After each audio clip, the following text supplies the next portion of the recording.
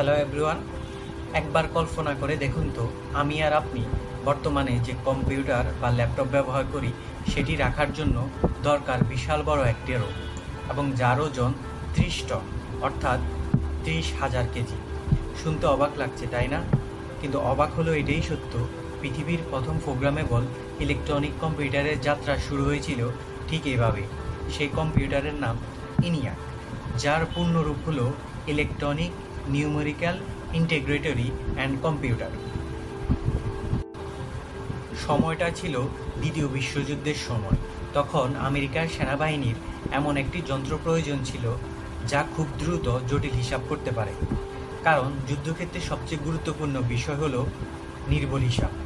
একটি গোলা কত কোণে ছুটতে হবে, কত গতিতে ছুটতে হবে, কত দূরে যাবে এবং কতক্ষণ সময় লাগবে লক্ষ্যবস্তুতে আঘাত হানতে, সব কিছু হতে হয় একদম নিখুঁত। কারণ যুদ্ধক্ষেত্রে প্রতিটা সেকেন্ড যেমন গুরুত্বপূর্ণ, তেমনি একটি ছোট ভুলও ডেকে আনতে পারে বিশাল ক্ষতি।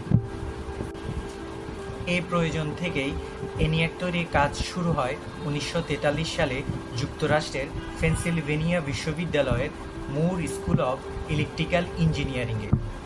এটি তৈরির মূল কারিগর ছিল জন মকলি এবং জে ফ্রেসার অ্যাকার্ড।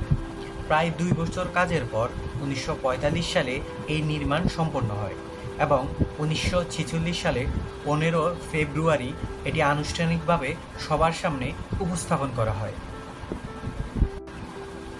সে সময় প্রযুক্তির তুলনায় এনিয়াক ছিল একটি বিস্ময়।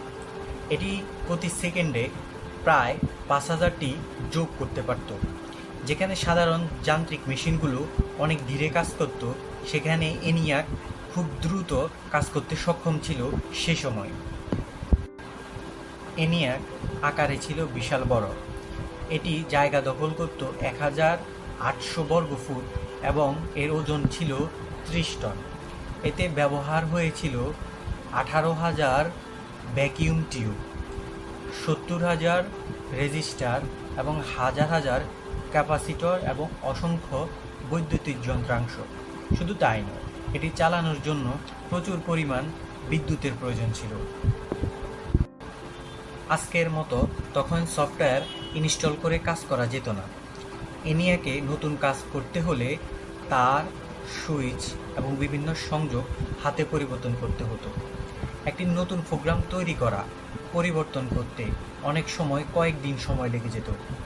তবে এত কষ্টের পরেও এনিয়াক প্রমাণ করে দিয়েছে ইলেকট্রনিক কম্পিউটার দিয়ে দ্রুত এবং কার্যকরভাবে কাজ করা সম্ভব।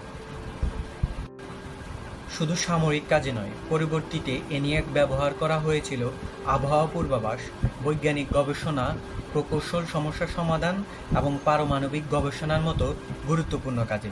আর এই সাফল্যই ভবিষ্যৎ কম্পিউটার প্রযুক্তির ভিত্তি তৈরি করে দিয়েছিল। 1955 সালে এনিয়াকের কার্যক্রম বন্ধ হয়ে যায়, তবে এর অবদান আজও অমূল্য। আজ আমরা যে কম্পিউটার, স্মার্টফোন, আধুনিক ডিজিটাল প্রযুক্তি ব্যবহার করি, তার পেছনে এনিয়াকের অনেক বড় অবদান রয়েছে। তাই এনিয়াককে বলা হয় আধুনিক কম্পিউটার যুগের পথ প্রদর্শক।